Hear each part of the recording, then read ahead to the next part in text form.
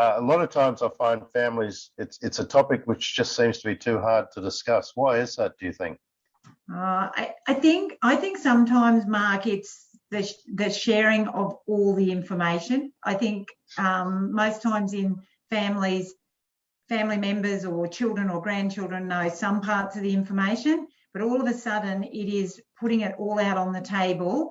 And is it sometimes that people feel that they're losing some control? I think that's the biggest thing. When I talk to our children, we feel that we're all very much on an even par, but I know at different times in my life, and I see people in their lives where there's always one person or two people in that family that want to maintain more control than others. It's going to make us feel really good in the next couple of months to know that we've really got our business shipshape, and then if one of us wants to go off and die or have a fatal accident or whatever, we do know that we've done the right thing by our kids. And even just the conversations that have come about from even the kids talking to you and meeting with you, because I think we're in a pretty lucky spot, especially with Luke. He has got a lot of friends his own age whose parents will not broach the subject. So, I think at times when it gets tough with us, I'll say to him, well, listen here, mate, cut us a bit of slack. We are at least talking to you and you're planning now ahead. And, then he does go, well, yes, mum, you and dad are keeping me in the picture about everything. I really do believe, Mark, this might sound silly, but I do believe that we all do think we've got longer on earth than we have. And I do think that we just keep putting some of the harder things aside because we think we'll get to them. And, obviously there's always tragic accidents and, illnesses and all the rest that come into our lives. But I also do just think that unless it's on a list, like I know I'm a bit list orientated, whereas my husband's not. So if it's not written somewhere where you can see it, sometimes it just keeps getting bumped. So, and I think that's been the good thing about with working through the process with you. We've maintained lists and we've tried to, cross things off. But I just believe that, again, they have to make hard decisions.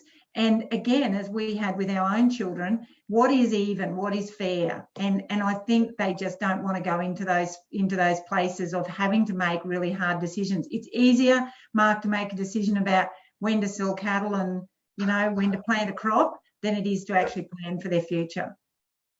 But for us, I suppose it was because obviously we were working through succession planning with our own family, and it wasn't going so well, and we particularly wanted to not have to experience those same feelings and processes with our own children.